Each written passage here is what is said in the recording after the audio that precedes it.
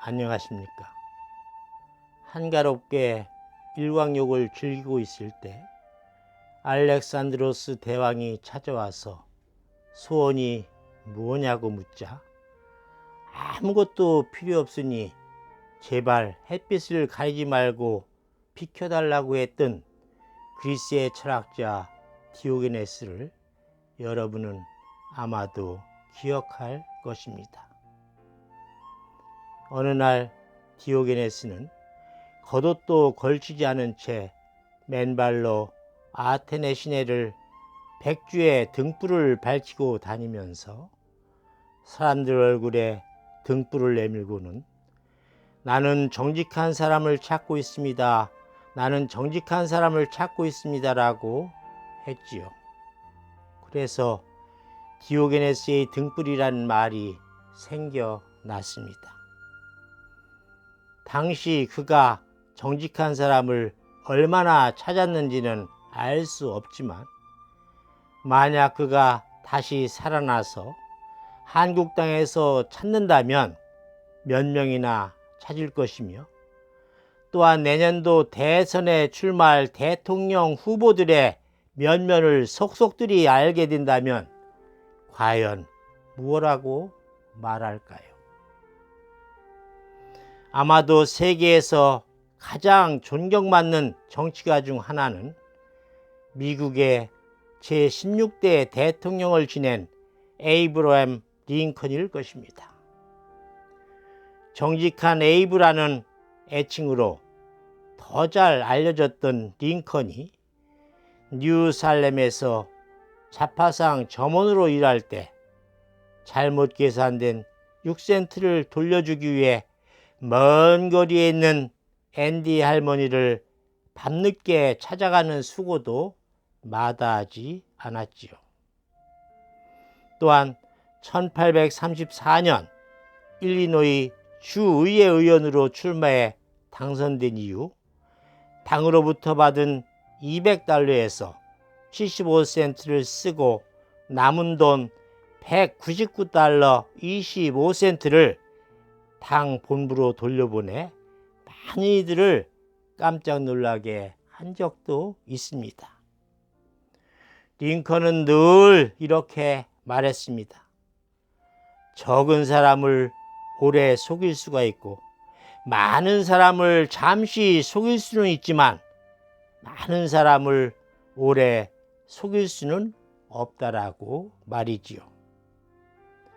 우리 민족의 스승이자 독립지사인 도산 안창호 선생님께서도 죽어도 거짓말을 하지 말자, 꿈에서도 거짓말을 하지 말자라고 제자들을 가르쳤습니다.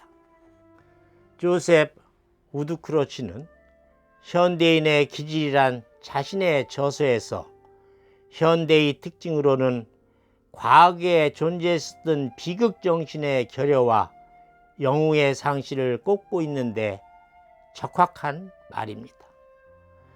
이 시대의 지도자들에게서는 고전 비극의 주인공들이 보여주었던 인간성의 장엄함이나 과거에 흔히 볼 수 있었던 영웅이나 호걸들의 모습을 찾아보기가 쉽지 않으니 말입니다.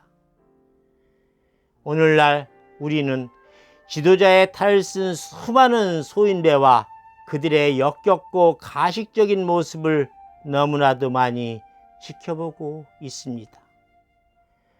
또한 지금 이 순간에도 그들의 거짓과 내로남불 그리고 위선적인 행태와 꼴불견의 입놀림에 아연 실색할 뿐입니다. 우리가 상식적으로 지도층에게 기대하거나 찾아볼 수 있는 투철한 역사관과 국가관, 소명의식, 책임감, 정의감, 신의와 지조, 통찰력과 해안, 덕성과 너그러움, 희생과 봉사정신, 정직, 겸손, 청렴 등의 덕목들이 땅에 떨어진 것은 어제와 오늘의 일이 아닙니다. 어쩌다가 이 나라 지도측의 의신이 요 모양 요 꼴이 되었습니까? 존경받는 역대 대통령이 한 명도 없는 나라, 국회의원이 없어져야만 나라가 바로 선다는 나라, 모든 분야에서 선진국들과 어깨를 나란히 하면서도 유독 정치 분야만이 후진성을 면치 못하는 나라. 부끄러운 일입니다. 창피한 일입니다. 인도의 간디 수상은 세상이 변하길 원한다면 당신이 먼저 변해야 한다라고 했으며, 소크라테스는 세상을 움직이는 사람들이 먼저 스스로 움직이게 하라라고 했습니다. 옳은 말입니다. 지당한 말입니다. 우리 모두는 변해야 합니다. 바로 서야 합니다. 자신의 본분과 책임을 다해야 합니다. 역사 앞에 부끄러워할 줄 알고 역사를 두려워해야 합니다. 일찍이 공자님께서는 그의 정명론에서 임금은 임금다워야 하고 신하는 신하다워야 하며 지도자는 지도자다워야 하고 부모는 부모다워야 하며 자식은 자식다워야 한다라고 했습니다.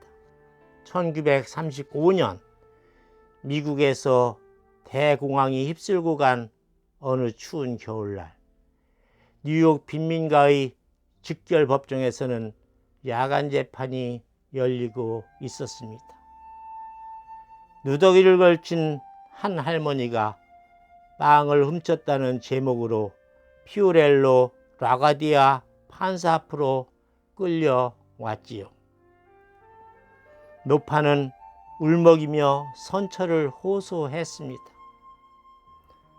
판사가 왜 빵을 훔쳤냐고 다그치자 할머니는 딸아이는 병이 들었고 사위는 가족을 버리고 도망쳤으며 2명의 손녀들이 한동안 너무 굶주려서 어쩔 수 없었노라고 했습니다.